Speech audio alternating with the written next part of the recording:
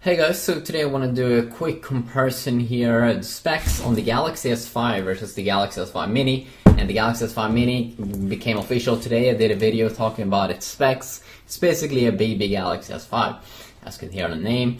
Interesting thing is that it's water resistant and dust resistant, but you can see it has an opening at the bottom, no flap, which I'm really not sure how that's going to work out, but that sounds pretty cool.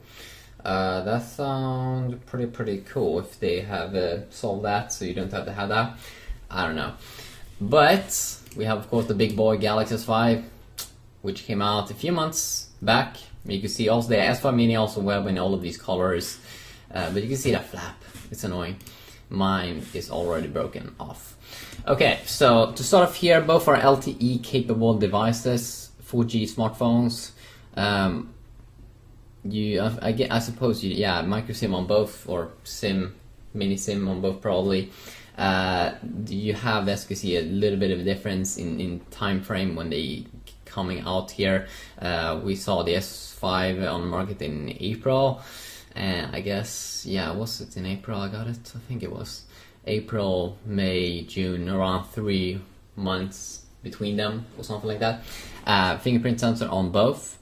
IP67 certification on both, and the Super AMOLED display also on both should be the same.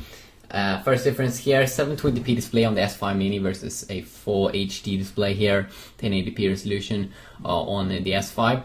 4.5 inches the S5 Mini versus 5.1 inches on the full-size S5, so a little bit smaller display, but still not super small phone, still pretty nice size.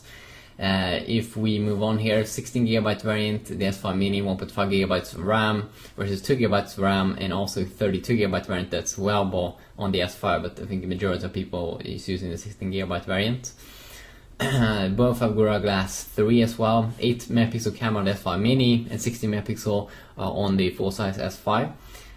What else do we have here that's interesting? Quad core, yes, this is pretty interesting on the S5 Mini. I thought it was going to have a quad core at 1.2 GHz, but it actually has 1.4 GHz, and I think it's a Cortex A7, which is not something that I don't like that much. But maybe with this 1.4 GHz, which is a little bit more powerful, we can cram out some nice juice out of it. We don't know at the moment the GPU or the chipset, but I think that it's running on Snapdragon 400, the S5 Mini, and they're doing a 330 GPU probably, or Adreno 320. I think it's running on Adreno 330 though. Adreno 330 GPU on the S5, and quad-core 2.5 GHz, Cortex 400, and Snapdragon 801, which is the latest chips at the moment. We're expecting to see Snapdragon 805 coming in the future upcoming months. Also, there's a difference in battery life, 2100 mAh versus 2800 on the S5. I kind of enjoyed the specs on the S5 Mini. Definitely a big standpoint is probably going to be that it's going to be dust and water resistant from what we have seen officially from Samsung, and I really enjoy it as well in a ton of different colors. And it's probably going to be a very cool device with the fingerprint sensor and fingerprint reader and all that. Hopefully it will have around the same price tag as it had last year. Then it's going to be a very attractive phone. Can't wait to see this one. This should come out in mid-July, so definitely stay tuned for that.